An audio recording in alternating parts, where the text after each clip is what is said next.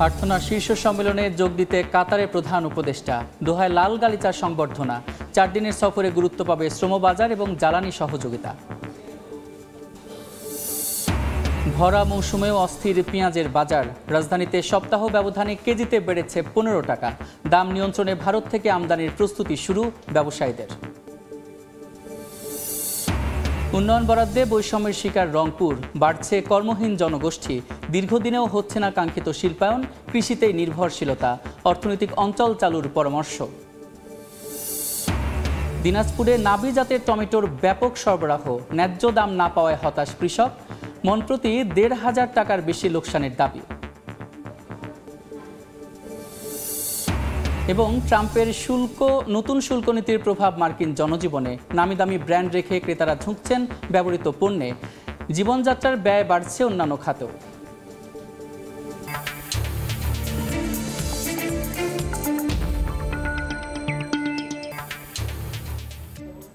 দেখছিলেন শিরোনাম। আমন্ত্রণ জানাচ্ছি দেশ ও দেশের বাইরের অর্থ বাণিজ্যের নানা খবর নিয়ে আমাদের নিয়মিত আয়োজন এ সময়ের বাণিজ্যে।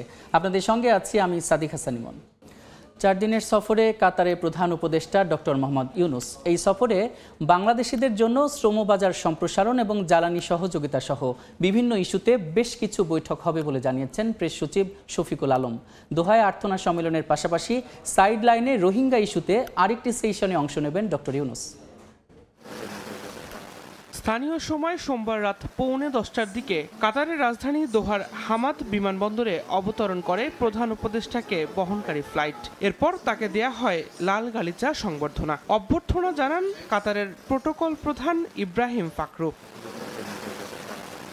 এর আগে কাতার আমিরের আমন্ত্রণে প্রার্থনা সম্মেলনে যোগ দিতে ঢাকা ছাড়েন প্রধান উপদেষ্টা ডক্টর মোহাম্মদ ইউনুস। সন্ধ্যার পর শাহজালাল আন্তর্জাতিক বিমানবন্দর ত্যাগ করেন তিনি। আমরা দুটো বিষয়ে এটার উপরে প্রধান উপদেষ্টার কাতার সফরের বিস্তারিত জানাতে ফরেন সার্ভিস একাডেমিতে সংবাদ সম্মেলনের আয়োজন করে প্রেস উইং। জানানো হয়, মূলত কাতারের শেখ পরিবারের আমন্ত্রণে প্রার্থনা সম্মেলনে যোগ দেবেন তিনি। মূল ইভেন্টের বাইরে রোহিঙ্গা সংকট নিয়ে আলাদা কনফারেন্সে আন্তর্জাতিক সহযোগিতা চাইবে বাংলাদেশ। ক্রাইসিসের উপরে একটা বড় প্রেস সচিব জানান, কাতার সফরে দেশটির আমির তামিম বিন হামাদ আল থানির সঙ্গে দ্বিপাক্ষিক বৈঠকে অংশ নেবেন ডক্টর মোহাম্মদ ইউনুস। এছাড়াও সাইডলাইনে বেশ কিছু দ্বিপাক্ষিক ও বহুপাক্ষিক বৈঠকে ব্যস্ত সময় কাটাবেন প্রধান উপদেষ্টা। কাতারে বাংলাদেশি শ্রমবাজার সম্প্রসারণ, ব্যবসা বাণিজ্য, ভিসা উন্মুক্তকরণ, জ্বালানি সহযোগিতা সহ বিভিন্ন ইস্যু গুরুত্ব পাবে। আমরা চাই কাতারের সাথে আমাদের সম্পর্কটা আরো সুদৃঢ় হোক। আমরা যাতে তাদের সব ধরনের এনার্জি কোঅপারেশন করতে পারি এবং তাদের থেকে আমরা প্রচুর ইনভেস্টমেন্ট বাংলাদেশে আনতে পারি এবং কাতারের যে শ্রমবাজার সেখানে যেন আরো বাংলাদেশি যুক্ত হতে পারেন, এগুলো আমাদের ইচ্ছা। এবং এই বিষয়গুলো অনেকগুলো মিটিং হবে এবং আমাদের এই কথাগুলো বারবার আমরা বলবো। 4 দিনের সফর শেষে আগামী 25 এপ্রিল দেশে ফিরবেন প্রধান উপদেষ্টা। দিন মোহাম্মদ সাব্বির, সময় সংবাদ, ঢাকা।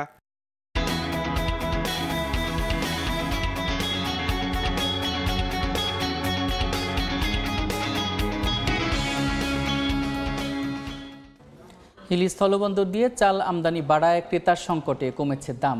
প্রতি কেজি 1 টাকা কমে বিক্রি হচ্ছে। বিস্তারিত জানাতে হিলি স্থলবন্দর থেকে সরাসরি যুক্ত হচ্ছেন সহকর্মী শফিকুল ইসলাম। শফিক, 15 এপ্রিল থেকে শুল্ক ফিরতে চাল আমদানি বন্ধ রয়েছে। আর তাছাড়া যে পূর্বে যে আমদানিকৃত চাল কিন্তু হিলি স্থলবন্দরে এখনো বিক্রি অপেক্ষায় 52টি ট্রাক দাঁড়িয়ে আছে, যেগুলো ক্রেতা সংকটে তারা কিন্তু দাম ভালো না পাওয়ার কারণে তারা বিক্রি করছেন না, এমনটাই কিন্তু আমদানিকারক ব্যবসায়ীরা বলছেন। এদিকে ক্রেতা সংকটে প্রতি কেজি চালের দাম কমেছে 1 থেকে 1.5 টাকা। আমরা দেখেছি যে চাল বন্ধের পরেই কিন্তু চালের দাম হু হু করে বেড়ে প্রায় 70 থেকে টাকা বিক্রি হলো। সে চালটা বর্তমানে 68 টাকা বিক্রি হচ্ছে। তবে আপনাকে যদি আমি দেখাই, সারিবদ্ধভাবে ট্রাকগুলো দাঁড়িয়ে আছে ভারত থেকে চাল আমদানিকৃত চাল বোঝায় ট্রাকগুলো। তবে চালের বোঝে ট্রাক থাকলে কিন্তু ক্রেতা একদম শূন্যতা বলা যেতে পারে। বাইকের থেকে বেশি দামে তারা চাল কিনছেন না, ব্যবসায়ীরা সে কথাই বলছেন। তো আমি পাইকারির সঙ্গে কথা বলার সুযোগ হয়েছিল, জানতে চেয়েছিলাম যে তারা কেমন চাল কিনছেন। তারা বলছেন যেহেতু প্রতি কেজিতে 2 থেকে 3 টাকা বৃদ্ধি পেয়েছে, তাছাড়া সরকারের যে নানা কর্মসূচি বিভিন্ন জায়গায় তারা খোলা বাজারে চাল বিক্রি করছে, তাছাড়া টিসিবির চাল, বিভিন্ন যে কর্মসূচিগুলো রয়েছে, যে কারণে কিন্তু তারা এইসব বেশি দামে চাল কিনছেন না। তাছাড়া সরকার যে একটা বিষয় ছিল যে কোনো ব্যক্তি যেন করে মজুত না করে, মজুত করলে তার বিরুদ্ধে ব্যবস্থা নেওয়া হবে, যে কারণেও কিন্তু তারা কম চাল কিনতেছেন, তারাও কিন্তু সেটাও কিন্তু হিসাব করছেন। তাছাড়া আমি আমদানিকারকদের সাথে কথা বলেছিলাম, তাদেরকে জানবার চেষ্টা করেছিলাম কি পরিমাণ চাল আছে বা চালগুলো তারা কেন ছাড়ছেন না। তারা বলছেন যে যেহেতু চাল সরকার 15 তারিখের পর থেকে বন্ধের ঘোষণায় ভারত কিন্তু বেশি দামে তাদেরকে চাল কিনতে হয়েছে, যে কারণে তাদেরকে বেশি দামে চাল বিক্রি করতে হবে বা তারা বেশি দামে চাচ্ছে, যে কারণে হয়তোবা তারা কম তারা বেশি রেট বিক্রি করতে হচ্ছে। তাছাড়া এখন বলছেন যেহেতু 15 তারিখের পর ইতিমধ্যে কিন্তু অনেক সময় পেরিয়ে যাচ্ছে বা ট্রাকগুলোর কিন্তু একটা ভাড়া গুনতে হচ্ছে, পানামা পোর্টের যে ল্যান্ডিং চার্জ আছে সেটাও তাদেরকে দিতে হচ্ছে, যে কারণে তারা কিন্তু কম দামে চালগুলা বিক্রি করার জন্য কিন্তু তারা চিন্তা ভাবনা করছেন। ইতিমধ্যে আজকে বাজারে কিন্তু চিকন জাতের যে চাল, সে চালের কিন্তু 68 টাকা দাম রয়েছে, আমি আজকে বাজার দেখলাম। তবে যেহেতু তারা বলছেন যে চালগুলা হয়তো কয়েকদিনের মধ্যে তারা শেষ হয়ে যাবে। তাছাড়া হিল স্থল বন্দর দিয়ে কিন্তু আমদানি যে বিভিন্ন ধরনের পণ্যই কিন্তু আমদানি স্বাভাবিকই রয়েছে। তো হিলি স্থল বন্দর যে বর্তমানে আজকেও যে আমদানি স্বাভাবিক রয়েছে বা বিভিন্ন পণ্য আমদানি হচ্ছে, তো হিলি স্থল বন্দরে আমদানি বাণিজ্য নিয়ে এতটুকু ছিল আমার কাছে সর্বশেষ। হিলি স্থলবন্দর থেকে যুক্ত ছিলেন সহকর্মী শফিকুল ইসলাম শফিক। ভরা মৌসুমেও অস্থির পেঁয়াজের বাজার, দাম বাড়ার কারণ হিসেবে মজুতের প্রবণতাকে সামনে আনছেন কৃষক এবং ব্যবসায়ীরা। তবে এটিকে নেতিবাচক হিসেবে দেখছে না কৃষি কর্মকর্তারা, বরং উৎপাদন খরচের বিপরীতে ন্যায্য মূল্য নিশ্চিতের পাশাপাশি বছর জুড়ে চাহিদা যোগানের ভারসাম্য হিসেবে দেখছেন তারা। এদিকে বর্তমান দামকে যৌক্তিক উল্লেখ করে অতিরিক্ত মজুত ঠেকাতে সরকারকে সজাগ থাকার তাগিদ কৃষি অর্থনীতিবিদদের। ফরহাদুর রহমানের রিপোর্ট। পেঁয়াজ সবসময় খাবারের স্বাদ বাড়ালেও মাঝে মাঝে দামের ঝাঁজে চলে যায় ক্রেতার নাগালের বাইরে। দেশি পেঁয়াজ যেখানে পাওয়া যাচ্ছে, পেঁয়াজের ঘাটতি দেখতেছি না, কিন্তু হঠাৎ করে পেঁয়াজের দাম এত বেড়ে যাওয়া, এটা আমাদের জন্য আসলেই কষ্টকর। 320 টাকা পাল্লা, 64 টাকা কেজি পড়ে যাইতেছে। মধ্যস্থতাভোগী যারা আছে এরাই আসলে ব্যবসাটা করছে, আর আমরা আমজনতা যারা আছি তারা কষ্টে আছে। সরকারি বিপণন সংস্থা টিসিবির তথ্য, সপ্তাহ ব্যবধানে রাজধানীর বাজারে পেঁয়াজের দাম বেড়েছে কেজিতে 10 থেকে 15 টাকা, মাস ব্যবধানে 25 টাকারও বেশি। কারণ হিসেবে মজুত প্রবণতাকেই দায়ী করছেন পাইকার ও আড়তদাররা। পেঁয়াজের একটু সমস্যা হচ্ছে এবং আমরা খুচরা বিক্রেতাকে ঠিক মতো দিতে পারতেছি না। কৃষক মজুদ যারা আছে সবাই স্টক করতেছে, রাখতেছে। গৃহস্থের কাছ থেকে মালটা কিনে নিয়ে স্টক করতেছে, মূলত এই কারণেই মুকামে মালটা একটু শর্ট। আসলে কি মজুদ বাড়ছে?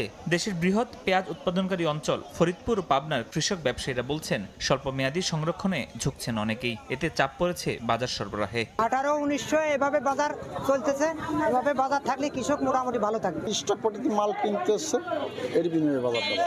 রাখি যদি না কেনে তাহলে পেঁয়াজের দাম তাড়াতাড়ি বাড়বে না। আগে 1300-1200 ছিল, এখন বর্তমান 2021 বাজার। কৃষি বিভাগ বলছে দেশে বছরে পেঁয়াজের চাহিদা 32 থেকে 35 লাখ মেট্রিক টন। গেল অর্থ বছর 36 লাখ মেট্রিক টন উৎপাদন লক্ষ্যমাত্রার বিপরীতে হয়েছে 34 লাখ টনের বেশি, আর 38 লাখ 21,000 টন উৎপাদন লক্ষ্যমাত্রা ধরা হয়েছে এবার। কোন রকম ফলন বিপর্যয় ছাড়াই কৃষকের ঘরে উঠে গেছে গ্রীষ্মকালীন বা মরি কাটা পেঁয়াজ। এই অবস্থায় পেঁয়াজ সংরক্ষণে কোনো সংখ্যা দেখছেন না স্থানীয় কৃষি কর্মকর্তারা। আমরা কৃষকদেরকে বর্তমান মৌসুমে যেটা পরামর্শ দিচ্ছি, সেটা পেঁয়াজটিকে কিছুদিন সংরক্ষণ করতে পারলে এটা বাজার মূল্য কিছুটা আরো বৃদ্ধি পাবে। আমরা একটা প্রকল্পের আন্ডারে 2 মৌসুমে 2 অর্থ বছরে প্রায় 600 এয়ার ফ্লোয়ার মেশিন দিব, যাতে কৃষক তার পেঁয়াজটিকে সংরক্ষণ করতে পারে। এদিকে পেঁয়াজের বর্তমান খুচরা মূল্যকে যৌক্তিক বললেও দাম বৃদ্ধি যেন লাগামহীন হয়ে না পড়ে, সেদিকে নজরদারির পরামর্শ কৃষি অর্থনীতিবিদদের। 55-60 টাকা ভোক্তা পর্যায়ে, তো এটা খুব বেশি দাম না, এটা একটা স্বাভাবিক দাম। এর চাইতে যদি দাম না বাড়ে তাহলে আমাদের একদিকে যেমন ভোক্তা, অপরদিকে যেমন কৃষক, সবাই উপকৃত হবে। লক্ষ্য রাখতে হবে যে ব্যবসায়ী পর্যায়ে এবং আড়তদার পর্যায়ে দীর্ঘ সময় ধরে যেন পেঁয়াজটা ধরে রাখতে না পারে। স্থানীয় পর্যায়ে সংরক্ষণ প্রক্রিয়ায় ত্রুটি থাকলে দিন শেষে পেঁয়াজের সরবরাহ সংকটে পড়তে পারে বাজার, সেদিকে সজাগ থাকারও তাগিদ দিচ্ছেন তারা। ফরহাদুর রহমান, সময় সংবাদ, ঢাকা। এদিকে দাম নিয়ন্ত্রণে ভারত থেকে পেঁয়াজ আমদানির অনুমতির অপেক্ষায় আমদানিকারকরা। হিলি স্থলবন্দর কর্তৃপক্ষ বলছে আইপি জটিলতা কাটাতে দ্রুত ব্যবস্থা নেওয়া হবে। শফিকুল ইসলাম শফিকের পাঠানো তথ্য এবং ছবি নিয়ে রিপোর্ট।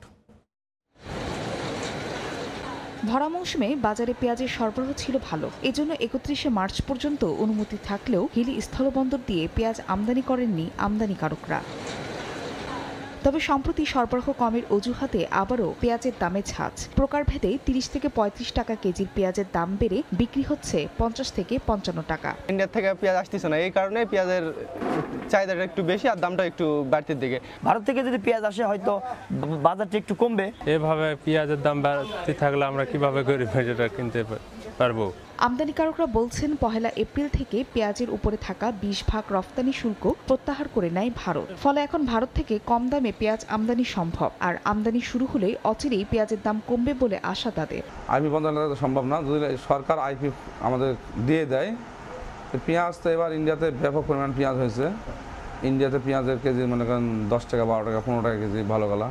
যদি একবার শুনে ইন্ডিয়া বন্ধ হয়ে গেছে বা অন্য দেশ বন্ধ হয়ে গেছে, বাইরের থেকে পেঁয়াজ আসবে না, রাতের মধ্যেই মনে হয় পেঁয়াজ আর পাওয়া যাবে না। এক রাতের মধ্যে 20 টাকা, 30 টাকা, 40 টাকা বেড়ে যায়। এদিকে কৃষকের উৎপাদিত পেঁয়াজের ন্যায্য মূল্য নিশ্চিতে আমদানির অনুমতি বন্ধ রাখা হয়। আমদানিকারকরা আইপির জন্য যোগাযোগ করছেন বলে জানায় কর্তৃপক্ষ। পেঁয়াজের একটা হারভেস্ট মৌসুম চলতেছে বাংলাদেশে, সেক্ষেত্রে চাষিদের কথা বিবেচনা করেই সরকার হয়তোবা পেঁয়াজ আমদানি বন্ধ রেখেছে। যদি বাজার ঊর্ধ্বগতি হয়, আগামীতে হয়তোবা আবার সরকার আমদানি করতে পারবে। হিলি স্থলবন্দর দিয়ে সবশেষ 3 মার্চ পেঁয়াজ আমদানি হয়েছিল। সময় সংবাদ, হিলি। দর্শক, পেঁয়াজের বাজার পরিস্থিতির নানা দিক নিয়ে আলোচনার জন্য আমাদের সঙ্গে স্টুডিওতে আছেন কৃষিবিদ অধ্যাপক ডক্টর মোহাম্মদ সুদরুল আমিন। ডক্টর মোহাম্মদ সুদরুল আমিন, এ সময়ের বাণিজ্যে আপনাকে স্বাগত। Thank you. আমরা প্রতিবেদনটি দেখছিলাম, আসলে দেখা যাচ্ছে দিন দিন পেঁয়াজের দাম বেড়েই যাচ্ছে, নাগাল টানা যাচ্ছে না। তো কেন বেড়ে যাচ্ছে বলে আপনি মনে করেন? ধন্যবাদ। আসলে পেঁয়াজ আসলে বাংলাদেশের জন্য একটা রাজনৈতিক আইটেম, কারণ বিদেশিরাও আমাদের এই পেঁয়াজ দিয়ে আমাদেরকে কন্ট্রোল করতে চায়। এইটার যে বিভিন্ন সমস্যা আছে, কেন দাম বাড়ে, কেন কমে, এটার জন্য আমাদেরকে একটু সরকারের কাজকর্মের উপরে একটু নজর দিতে হবে। কারণ যতই বলুক তারা যে আমরা এটা করতেছি, আসলে এই দাম কন্ট্রোল করার কোনো বাস্তব পদক্ষেপ এটা দৃশ্যমান হচ্ছে না। এবং এটা এখন না, এটা শুরু হয়েছে আমদানি থেকে, যেমন পাকিস্তান 47 সন থেকে। 47 সনে পাকিস্তান হইলো, বাংলাদেশের নাম ঠিক নাই, এরিয়া ঠিক নাই, কায়েদ আজম গভর্নর হইয়া বললো তো আমদানি করা। ঠিক কীভাবে বাংলাদেশ হওয়ার পরে ভুট্টু ক্ষমতায় দেওয়ার জন্য, চেয়ারে বসার জন্য করলো, সে আমদানি করে শুরু করে দাও। পাকিস্তান আমলের পরে বাংলাদেশ আমলে সেইগুলি হয়েছে। যখনই কোনো সমস্যা দেখা যায়, তারা ব্যবসায়ীদের ইয়েতে খপ্পরে পড়ার পরে আমদানি শুরু করে দেয়। আমি বলবো আমদানি লাস্ট নাম্বার।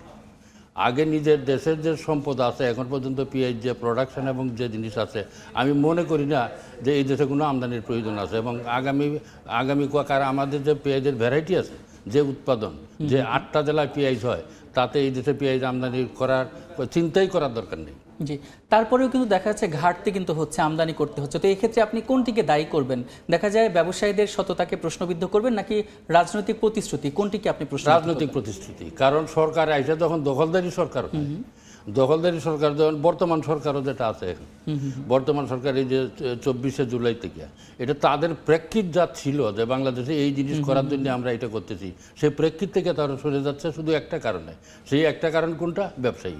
ব্যবসায়ীরা বলে আমাদেরকে আমদানির সুযোগ দেওয়া, আর কিছু দেওয়া লাগবে না।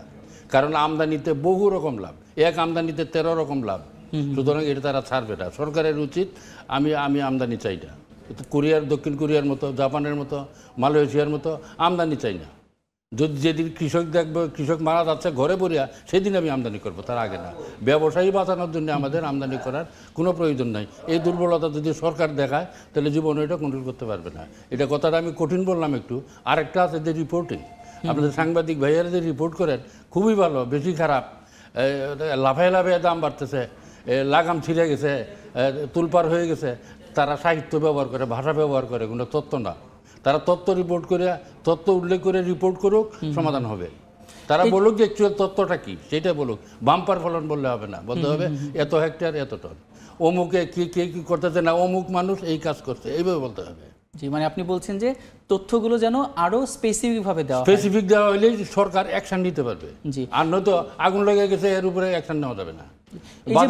এই যে বর্তমানে যে পেঁয়াজের বাজারে আপনি বলছেন আগুন লেগে গেছে, তো এটাকে আপনি কিভাবে দেখছেন? এটা বলবে যে এত টাকা ছিল গতকালকে, আজকে এত টাকা অমুকের ঘরে অমুক ব্যাপারী, এবং তিনি আমদানি করছেন এইটার জাত অমুকটা। এটা একটা পুলিশ কি করে, একটা আসামি ধরার পরে বলে আপনার নাম কি? আবেদ আলী। আপনার বাবার নাম কি? সাবেদ আলী। আপনার বয়স কত, 3-4টা আইডেন্টিটি নেয় না? তো রিপোর্টারদের উচিত প্রথমে জিজ্ঞাসা করা এটা কী ফসল পেঁয়াজ, এটা জাতের নাম কি, এটা কোন জায়গায় উৎপাদন করা হয়েছে, অমুক জায়গায়, এটা উৎপাদন স্থলে এর কষ্ট প্রোডাকশন কত, এই 4টা প্রশ্ন যদি করে আর রিপোর্ট করা লাগবে না, এমনি দাম কমে যাবে। জি, এই যে কৃষকের ন্যায্য মূল্য নিশ্চিতে অনেকেই এই পেঁয়াজের দাম বৃদ্ধিকে ইতিবাচক হিসেবে দেখছেন, আপনার কি মনে হয় কতটুকু যুক্তি? এখন 50 থেকে 60 টাকা, কারণ আমরা পেঁয়াজ আমদানি করে যখন 300 টাকা বিক্রি করতে পারছি, এখন দেশীয় প্রোডাকশন দিয়ে আমরা 50-60 টাকার মধ্যেও যদি থাকে, দিস ইজ আশীর্বাদ। এটা আমার মনে হয় এটা বেশি না, 50-60 টাকার পেঁয়াজ এটা বেশি না, কারণ আমরা এখন স্বর্ণ কিনি ডাবল দামে, আরেকটা কিনি লাক্সারি আইটেম কিনি 3 গুণ দামে, ওইদিকে কেউ কোনো প্রশ্ন করি না। যখন এই কৃষকের ঘামের প্রশ্ন আছে তখনই প্রশ্ন, এটার দাম বেড়ে গেছে, একটা কাঁচামরিচের দাম বেড়ে গেছে। একদিন এক ব্যাংকের এক মহিলা বলতেছেন যে আমি এত লাখ টাকা মাসে বেতন পাই, কিন্তু এই বেগুনওয়ালা লেবুওয়ালার সাথে লাগিয়ে গেছে মাই, একালি লেবু লইয়া, এগুলি ঠিক নেই, মন মানসিকতা ছাড়তে হবে। কৃষকের দিকে অবশ্যই সবার নজর থাকতে হবে, কারণ সে পরিশ্রম করে, সে প্রাইমারি প্রোডাক্ট উৎপাদন করে, প্রাইমারি প্রোডাক্ট। এই যে দেখা যায় যে আমরা যতটুকু উৎপাদন করলাম ততটুকু আমরা হিসাব রাখলাম, তারপরে দেখা যায় যখন সংরক্ষণ করতে যাচ্ছি তখন কিন্তু কিছু অপচয় হচ্ছে, এই অপচয়ের ব্যাপারটা দেখা যায় সামনে আসে না, তো এটাকে আপনি কিভাবে ব্যাখ্যা করবেন? আমরা যেটা হিসাব করি কৃষি বিভাগ থেকে, যেটা প্রোডাকশন হলো প্রসেসিংয়ে এই পরিমাণ লস হবে, অমুক তারিখ পর্যন্ত এই পরিমাণ লাগবে, তারপরেও বলা হয় ঠিক আছে 5% গ্যাপ আছে, কিন্তু সেটা আমদানিটা করতে হবে অ্যাট দ্য এন্ড, মানে অক্টোবরে গিয়ে, আগামী অক্টোবরে গিয়ে 5% কিছু প্রয়োজন হলে আমদানি করলো। এর আগে আমরা যে হিসাব করি সেটা cost of production, loss, processing, drying যেটা আছে সবটা ধরেই আমরা হিসাব করি, কিন্তু সেটা মানতে হবে। কিন্তু ওই তত্ত্বে গণ্ডগোল হয়ে যায়, ওই তত্ত্বটা ঠিক থাকে না, কারণ সেখানে যে বিবিএস নানা রকম বা অন্যান্য লোকাল যে ক্যালকুলেটিং উইং মিনিস্ট্রি কতগুলি নিজস্ব এজেন্সি তৈরি করছে এইগুলি করার জন্য, ওইখানে ভুল হয়, হিসাবে ভুল হয়, কিন্তু কৃষি বিভাগের হিসাবে ভুল নাই।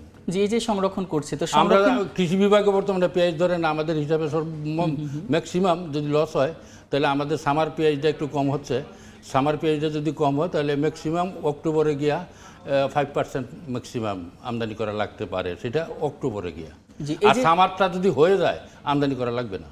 জি, এই যে আপনারা বলছেন যে আপনারা হিসাব করছেন, কিন্তু দেখা যায় তৃণমূলীয় যে কৃষকগুলো আছেন তারা সংরক্ষণে দেখা যায় সেই প্রসেসটা আসলে প্রপারলি তারা ইউটিলাইজ করতে পারছেন কিনা, বা সেই প্রসেসগুলো ভালোভাবে করতে পারছেন কিনা, এখানে দেখা যাচ্ছে যে বেশি লস হয়ে যাচ্ছে কিনা, এই ব্যাপারে আরেকটু তদারকির দরকার আছে। আর একটু তদারকি, মানে একটা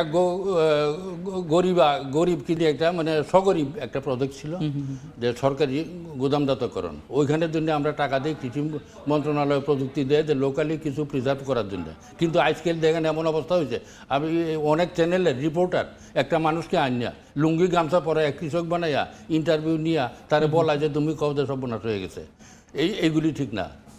আমরা সবাই যদি বাস্তব হই, এখন আমরা কৃষি বিভাগ, সরকারি বিভাগ যেটা করছে যে প্রত্যেকের ঘরে ঘরে কিছু কিছু রাখুক, তার খাওয়াটা যাতে লাগে, কারণ এটাও যদি গুদামে যায় গুদামে জায়গা হবে না, এটারে তারা নাম দিচ্ছে এখন রাখাপাটি, না আমদানিকারকরা বলতেছে রাখাপাটি, না এটা ঠিক না, রাখাপাটির দরকার আছে।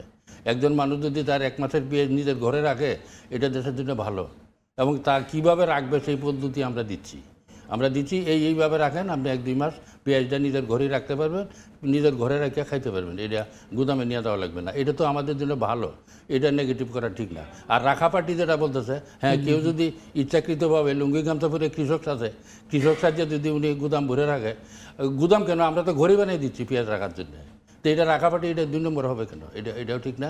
রাখাপাটি এনকারেজ করা উচিত, তবে কম পরিমাণে কম সময়ের জন্যে। আর যেটা মিডিয়া যে কাজটা করতেছে এটা 100-র মধ্যে 90 করতেছে, কারণ সরকার এগুলি রিপোর্ট করে না, মিডিয়া সেই কাজটা করতেছে, কিন্তু সেই কাজের মধ্যে কিছু তথ্য অ্যাড করতে হবে, স্পেসিফিক তথ্য। এই যে দেখা যাচ্ছে যে বর্তমানে দাম বৃদ্ধি হচ্ছে কৃষকের যাতে ন্যায্য মূল্য পায় সেজন্য, তো সেটা কি নিশ্চিত হচ্ছে? আরেকটা প্রশ্ন করব যে নিজস্ব উৎপাদন বাড়াতে আপনি কিছু বলছিলেন যে সেটা বাড়ানো যেতে পারে, তো সেক্ষেত্রে আসলে কৃষি বিভাগ কি ধরনের পদক্ষেপ নিতে পারে? কৃষি বিভাগের একটা গত 5 বছর যাবৎ ওই যে সামার আমাদের বাড়ি 5 BRI 5-এর অনেকগুলো ভ্যারাইটি আমরা করা সামারে চাষ করার জন্য আমরা এনকারেজ করতেছি, কিন্তু বাস্তব হলো যে আজকাল সবজি এবং ফলের দাম এত বাড়তি, অনেকেই যেটা লাভজনক ওই দিকে চলে যায়। এই জন্য আমাদেরকে যেমন ওই জমিতেই পাটের বীজ করা হয়, ওই জমিতেই পেঁয়াজের বীজ করা হয়, এনে কম্পিটিশন আছে। এই জন্য মিনিমাম পেঁয়াজের দামটা যদি একটু ভালো থাকে তাহলে ফার্মার পেঁয়াজের দিকে যাবে, আর নয়তো অন্যদিকে চলে যাবে। এই জন্য পেঁয়াজের দামটা 50-60 এটা যেমন শুরুতে ছিল কত 20 টাকা, কিন্তু কৃষক পাচ্ছে সেখানে 15 টাকা, তার কস্ট অফ প্রোডাকশন 22 টাকা। এটা তো হবে না, শুরুর থেকে এটা খেয়ালে নিতে হবে যে কৃষকের এরপরে ইন্ডিয়া যেটা করে তারা যখন কম থাকে কিনে নেয় সরকার, যদি বেশি দামে আসে তখন ছেড়ে দেয়। এই যে আপনি বলছিলেন যে কিছু জাতের পেঁয়াজ মানে দেখা যায় অন্যদিকে মানুষ চলে যাচ্ছে, তো পেঁয়াজে যাতে বেশি লাভবান হতে পারে, দেখা যায় সারা বছর চাষ করা যেতে পারে বা বৈরী আবহাওয়াতেও যাতে আবাদ করা যেতে পারে, এই ধরনের পেঁয়াজের মানে কোনো জাত আছে কিনা যেটা? আমাদের অনেক পেঁয়াজের ধরেন বাংলাদেশে আমাদের বাড়ি পেঁয়াজ আছে 8টা, বিভিন্ন কোম্পানিও করতেছে কিছু কিছু আমদানি করা পেঁয়াজ আন্দাজি নাম দিয়া, আন্দাজের নাম দিয়া এগুলি চাষাবাদ করে কৃষক লস হচ্ছে।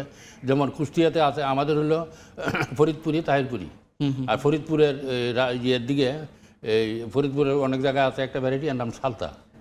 আর একটা আছে বিভিন্ন কোম্পানি, যেমন সামার টমেটো যেটা, এটা তীর কোম্পানি, এরা বীজ উৎপাদন করে, অন্যান্যরাও করে, কিন্তু মাঝখানে আন্দাজি কতগুলি নাম দিয়া, যেমন আজকেও সকালে আমি দেখলাম কি কিং পার্টি কিং পেঁয়াজ নাম দিয়ে একটা দিয়ে দিছে, এটা দেখতে ইয়ের মতো লাল বোম্বে ইয়ের মতো, ওই যে সুখসাগরের মতো। তো দেখা যায় এই তৎপরতা কে চালাচ্ছে, মানে এই নামগুলো কে দিচ্ছে বা এই ধরনের অসততা কেন আনছে? অসততা আছে, বাংলাদেশে তো জাতীয় বীজ বোর্ড আছে, কিন্তু বীজ বোর্ডে মাত্র 5টা ক্রপ কন্ট্রোল করে, এই ভেজিটেবলস বীজ বোর্ডের আন্ডারে নাই।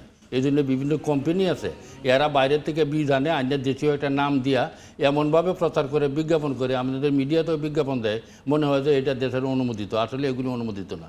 আমি এখনই নামটা বললাম না, 5-6টা নাম বলতে পারি যেগুলি মানে একদম মানে কোনো ঠিক নাই, ওই পারতে আইনা এইবারে আইনা আরেকটা নাম দিয়ে দিতেছে, এমনভাবে নামটা দিতেছে যেটা মনে হয় যে এটা আমাদেরই প্রোডাক্ট না, আসলে এগুলি ঠিক না। তাহলে এখানে বোঝা যাচ্ছে যে রাজনৈতিক যেমন প্রশ্নবিদ্ধ রাজনীতি করা যায়, রাজনৈতিক প্রতিশ্রুতিকে যেমন করা যায়, তেমন ভাবে কৃষকের অসততাকেও সেভাবে প্রশ্নবিদ্ধ করা যায়। কৃষকের অসততা না, আমি তো এটা বলিনি, আমি বললাম যে কোম্পানির অসততা, কোম্পানির কর্মচারীদের অসততা, কিন্তু সেটা এই ধরনের কন্ট্রোল করতে হবে একদম রাজনীতি।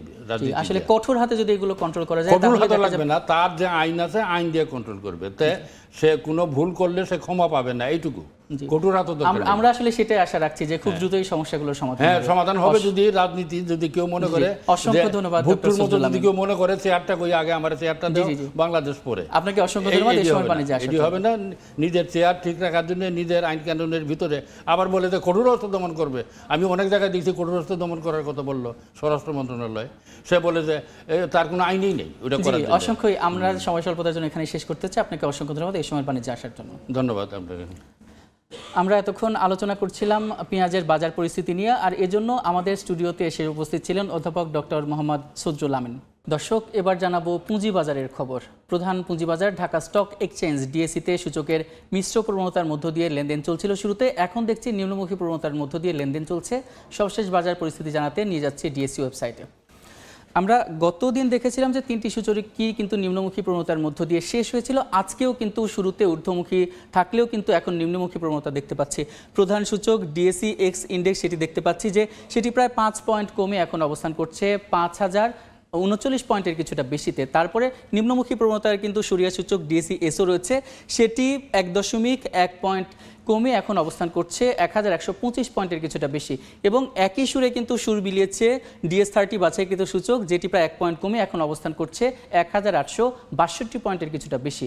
আর ঢাকা স্টক এক্সচেঞ্জে এখন পর্যন্ত লেনদেন হয়েছে 114.62 লক্ষ টাকার কিছু বেশি। আর এখন পর্যন্ত যে কোম্পানিগুলো লেনদেন করেছে তার মধ্যে 140টি কোম্পানির শেয়ারের দাম বেড়েছে, 163টি কোম্পানির শেয়ারের দাম কমেছে এবং অপরিবর্তিত অবস্থায় রয়েছে 77টি কোম্পানির শেয়ারের দাম।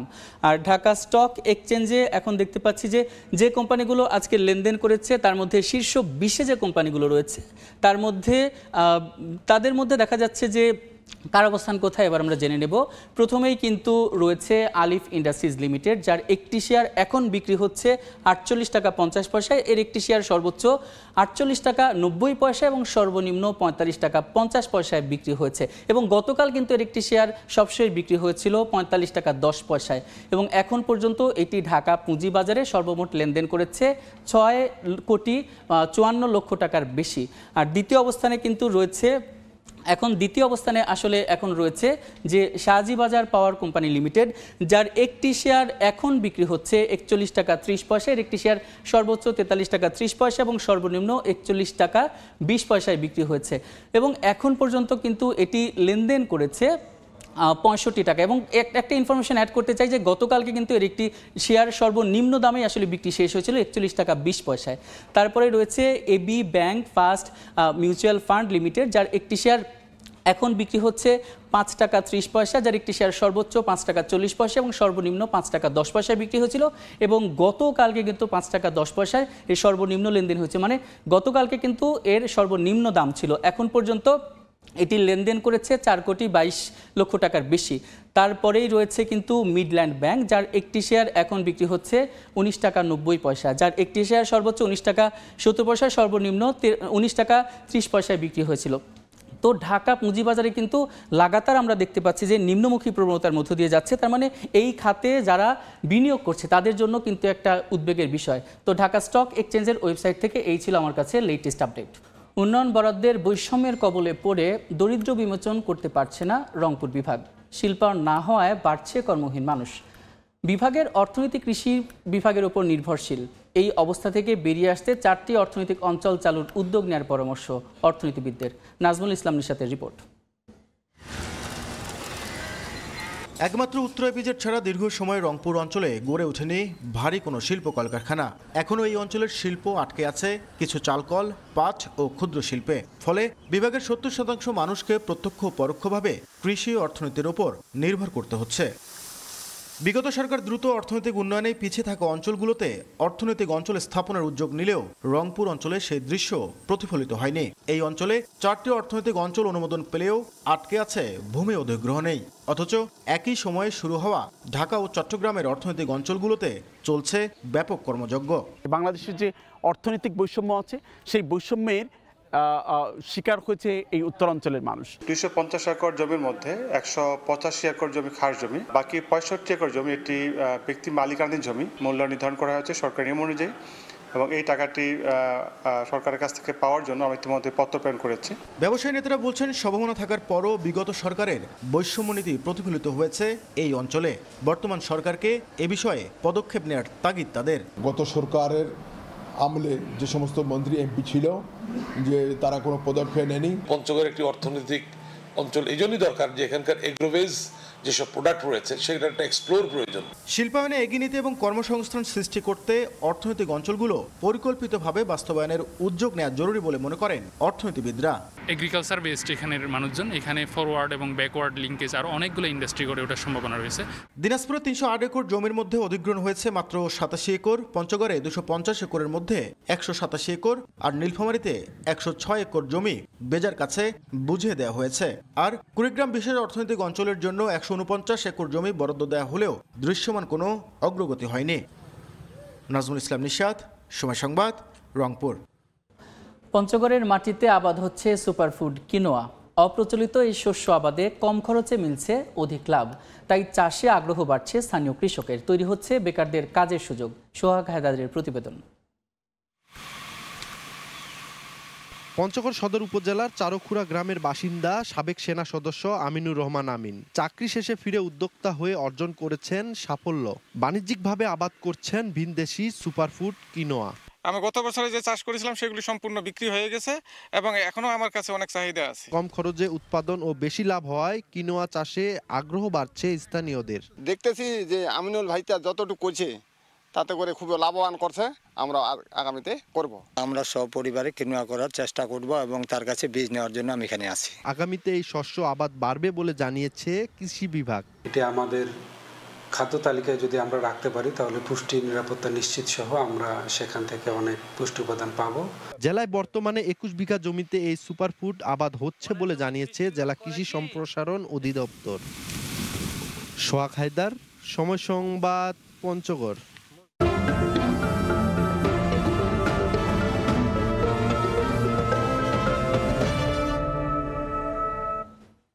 দিনাজপুরে নাবি জাতের টমেটোর সরবরাহ বাড়লেও ন্যায্য দাম না পাওয়ায় হতাশ কৃষকরা। তাদের দাবি, গেল বছর প্রতি মন টমেটো 2000 টাকার বেশি দরে বিক্রি করলেও এবার 400 টাকা উঠছে না। মন প্রতি লোকসান 1500 টাকার বেশি। গোলাম নবী দুলালের পাঠানো তথ্য এবং মানজিদ আলম শিমুলের ছবি নিয়ে রিপোর্ট। বাজারে স্তূপ করে রাখা মন কেমন টমেটো। দিনাজপুরে নাবি জাতের টমেটোর বাম্পার ফলন হয়েছে। জেলার সবচেয়ে বড় পাইকারি বাজার থেকে প্রতিদিন 50 থেকে 70 ট্রাক টমেটো দেশের বিভিন্ন এলাকায় সরবরাহ করা হচ্ছে। তবে খুশি নন কৃষক।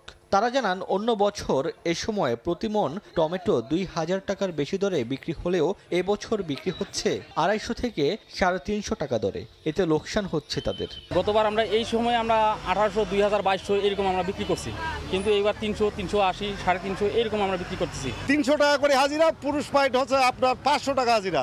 260 টাকা মাল বিক্রি করে আমাদের কি পোষাবে? কীটনাশক সার যে দাম এবং লেবারের যে দাম, তাতে 700 টাকা নিচে পোষায় না। শ্রমিক ও পরিবহন খরচ বেশি হওয়ায় লাভ কম হচ্ছে বলে জানান পাইকাররা। ব্যবসা ধরেন মাল এতদিন লোকাল মাল ছিল সব মোকামে, লোকাল মালের কারণে আমরা ব্যবসা করে আরাম পাইনি। লোকাল মালটা ক্লিয়ারও হয়েছে, এখন মোটামুটি আমার মালটাই নিয়ে বিক্রি। আমরা ঢাকা পাঠাই, ঢাকা পাঠানোর পরে এগুলো প্রায় কেয়ারিং খরচ আমাদের একটু বেশি পড়ে। লেবার আসিল, আগে আসিল 500 টাকা, 400 টাকা, এখন 600 টাকা, 700 টাকা, সব দিকেই খরচ বেশি। এই জন্য আমরা ব্যবসার দিক সুবিধা করতে পারতেছি না। তবে কৃষি বিভাগ বলছে বর্তমানে দাম কম হলেও কিছুদিন পর কৃষক ভালো দাম পাবেন। ফলন কিন্তু ভালো পেয়েছে এবং বাজারও মোটামুটি এখন ভালো পাচ্ছে। আর ভবিষ্যতে আশা করি এর কিছুদিন পরে এই দামটা কিন্তু আরো বাড়বে। কৃষি বিভাগের তথ্য মতে দিনাজপুরে চলতি মৌসুমে 1746 হেক্টর জমিতে টমেটো আবাদ হয়েছে। এর মধ্যে নাবি জাতের আবাদ হয়েছে 925 হেক্টর জমিতে। সময় সংবাদ, দিনাজপুর। মঙ্গলবার দিনের শুরুতে বৈশ্বিক বাজারে জ্বালানি তেলের দাম ঊর্ধ্বমুখী থাকলেও তা পড়ে যাওয়ার আশঙ্কা দেখা দিয়েছে। মার্কিন কেন্দ্রীয় ব্যাংকে ট্রাম্পের হস্তক্ষেপের আশঙ্কা, ইরানের সঙ্গে যুক্তরাষ্ট্রের আলোচনার অগ্রগতিতে তেলের সরবরাহ বাড়া সহ নানা কারণে জ্বালানি তেলের বাজার নিম্নমুখী হতে পারে বলে ধারণা করা হচ্ছে। এদিকে কমতির দিকে প্রাকৃতিক গ্যাস এবং কয়লার দামও। মার্কিন যুক্তরাষ্ট্র ইরানের মধ্যে পারমাণবিক চুক্তির আলোচনার অগ্রগতি সামনে রেখে সরবরাহ বাড়তে পারে এমন সম্ভাবনার উদ্বেগ নিয়ে সোমবার বিশ্ববাজারে জ্বালানি তেলের দাম কমে যায় 2% বেশি। তবে মঙ্গলবার দিনের শুরুতে ফের ঊর্ধ্বমুখী জ্বালানি তেলের দাম। এদিন 51 সেন্ট বেড়ে ব্রেন্ট ক্রুডের দাম হয়েছে ব্যারেল প্রতি $66.77 ও মার্কিন অপরিশোধিত তেলের দাম $63.59। যদিও ট্রাম্পের শুল্ক নীতি ও মার্কিন মুদ্রানীতি ঘিরে অর্থনৈতিক প্রতিকূলতার উদ্বেগের মাঝে জ্বালানি চাহিদা কমে যাওয়ার শঙ্কা বাজারে।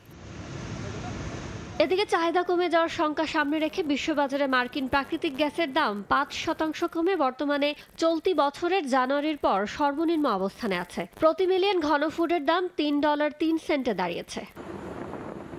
এদিকে বাজারে পর্যাপ্ত সরবরাহ থাকায় বছর ব্যবধানে প্রতি টন কয়লার দাম 20% কমে গেছে। বর্তমানে প্রতি টনের দাম $95 দাঁড়িয়েছে। ইয়ানুর শিফাত, সময় সংবাদ। ট্রাম্পের চড়া শুল্ক নীতির নেতিবাচক প্রভাব পড়েছে মার্কিন নাগরিকদের জীবনযাত্রায়। নামি দামি ব্র্যান্ড রেখে তারা ঝুঁকছেন সেকেন্ড হ্যান্ড পণ্যের দোকানগুলোতে। ব্যবসায়ীদের ধারণা, আগামী দিনগুলোতে পোশাকের দাম আরও বাড়বে। এতে এগিয়ে যাবে সেকেন্ড হ্যান্ড পোশাক শিল্প আর পিছিয়ে পড়বে ব্র্যান্ড। ট্রাম্পের শুল্ক নীতির প্রভাবে টালমাটাল বিশ্ব বাণিজ্য, ভুগছেন খোদ মার্কিন নাগরিকরাও। বাড়তি শুল্ক আরোপে দেশটির বাজারে বেড়ে যাচ্ছে নিত্য প্রয়োজনীয় পণ্যের দাম, যা দিন দিন মার্কিনদের ক্রয় ক্ষমতার বাইরে চলে যাচ্ছে। তাই বিভিন্ন নামি দামি ব্র্যান্ডের পোশাক বাদ দিয়ে তারা ঝুঁকছেন সেকেন্ড হ্যান্ড পোশাকের দিকে। আমার একটি সন্তানের বয়স 10 বছর এবং আরেকজনের বয়স প্রায় 2 বছর। জিনিসপত্রের দাম আগের চেয়ে অনেক বেশি, যেমন কাপড়, ডাইপার, খাবার সবকিছুরই দাম বেশি। তাই সাশ্রয় করতে আমি সেকেন্ড হ্যান্ড জিনিস বেছে নিচ্ছি। দেশটির ব্যবসায়ীরা বলছেন, বাড়তি শুল্কের চাপে নিত্যপণ্য সহ বিভিন্ন পণ্যের দাম বেড়ে যাওয়ায় ব্র্যান্ড শিল্প মন্দার দিকে যাচ্ছে। দাম তুলনামূলক কম হয়, সাধারণ মানুষও ছুটছেন সহনীয় দামের পণ্যের দোকানগুলোতে। তাই সেকেন্ড হ্যান্ড পোশাক খাতে অগ্রগতির সম্ভাবনা দেখা দিচ্ছে। মার্কিন প্রতিষ্ঠান আর্কাইভের সিইও এবং সহ প্রতিষ্ঠাতা এমিলি গিটিন্স বলেন, দাম বাড়লে বিভিন্ন ব্র্যান্ডের পণ্য সাধারণ মানুষের নাগালের বাইরে চলে যাবে। এমন পরিস্থিতি চলতে থাকলে এসব নামি দামি ব্র্যান্ডের ব্যবসা বাজার প্রতিযোগিতায় পিছিয়ে যাবে, বিপরীতে এগিয়ে যাবে সেকেন্ড হ্যান্ড পোশাক খাত। বেশিরভাগ পণ্যের সাথে যুক্ত শুল্ক এই সমস্ত ব্র্যান্ডের খরচ বাড়িয়ে দেবে এবং আগামী সপ্তাহগুলোতে দাম উল্লেখযোগ্য পরিমাণে বৃদ্ধি পাবে। গেল 2 এপ্রিল বিভিন্ন দেশের পণ্যে পাল্টা শুল্ক আরোপ করেন ট্রাম্প প্রশাসন। পরে তা 90 দিনের জন্য স্থগিত করা হয়। সাদিক হাসান ইমন, সময় সংবাদ। এ পর্যায়ে শীর্ষ সংবাদগুলো জানিয়ে দিচ্ছে আরেকবার। আর্থনা শীর্ষ সম্মেলনে যোগ দিতে কাতারে প্রধান উপদেষ্টা। দোহায় লাল গালিচা সংবর্ধনা। 4 দিনের সফরে গুরুত্ব পাবে শ্রম বাজার এবং জ্বালানি সহযোগিতা। ভরা মৌসুমেও অস্থির পেঁয়াজের বাজার। রাজধানীতে সপ্তাহ ব্যবধানে কেজিতে বেড়েছে 15 টাকা। দাম নিয়ন্ত্রণে ভারত থেকে আমদানির প্রস্তুতি শুরু ব্যবসায়ীদের। এবং উন্নয়ন বরাদ্দে বৈষম্যের শিকার রংপুর। বাড়ছে কর্মহীন জনগোষ্ঠী। দীর্ঘদিনেও হচ্ছে না কাঙ্ক্ষিত শিল্পায়ন। কৃষিতেই নির্ভরশীলতা। অর্থনৈতিক অঞ্চল চালুর পরামর্শ।